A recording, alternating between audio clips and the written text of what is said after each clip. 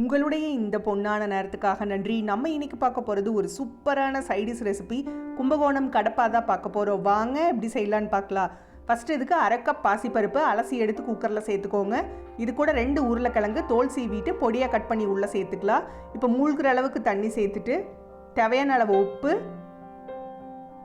கொஞ்சமாக மஞ்சத்தூள் சேர்த்து குக்கரை மூடி வச்சு 6-7 விசில் விட்டு இறக்கிக்கலாம். இப்போ இறக்கி ஓப்பன் பண்ணி இந்த மாதிரி கரண்டிலேயே நல்லா மசிச்சு விட்டுருங்க. இப்போ இதை ஓரமாக வச்சுட்டு ஒரு பேஸ்ட் ரெடி பண்ணலாம். அது கொஞ்சமாக தேங்காய், காரத்துக்கு தகுந்த மாதிரி பச்சை மிளகாய், சின்ன துண்டு இஞ்சி, 3 பல் பூண்டு, 2 ஸ்பூன் பொட்டுக்கடலை, 1 ஸ்பூன் சோம்பு, இது எல்லாத்தையும் மிக்ஸி ஜாருக்கு மாற்றி கொஞ்சமாக தண்ணி விட்டு நைஸாக அரைச்சி எடுத்துக்கோங்க. இப்போ இதை ஓரமாக வச்சுட்டு ஒரு பேனில் கொஞ்சமாக எண்ணெயை சூடு பண்ணிக்கலாம். எண்ணெய் சூடானதும் 1/2 ஸ்பூன் சோம்பு, சின்ன துண்டு பட்டை, இது நல்லா பொரிஞ்சதும் ஒரு பெரிய சைஸ் பெரிய வெங்காயம் உள்ளே சேர்த்துட்டு ஒரு கொத்து கருவேப்பிலை உள்ளே சேர்த்துக்கலாம்.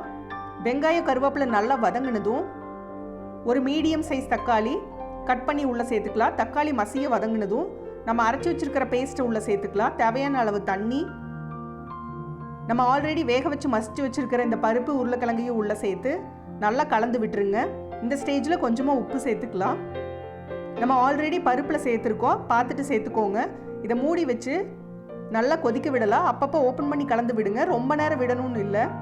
இந்த மாதிரி நல்லா கொதிச்சு வந்ததும் நம்ம ஸ்டவ் ஆஃப் பண்ணிவிட்டு பொடியை கட் பண்ண மல்லி இலையை தூவி இறக்கணும்னா சூப்பரான கும்பகோணம் கடப்பா ரெடி. நீங்களும் வீட்டில் ட்ரை பண்ணி பாருங்கள். அறுசுவைகளும் சங்கமிக்கட்டும். அனைவரது இல்லங்களிலும்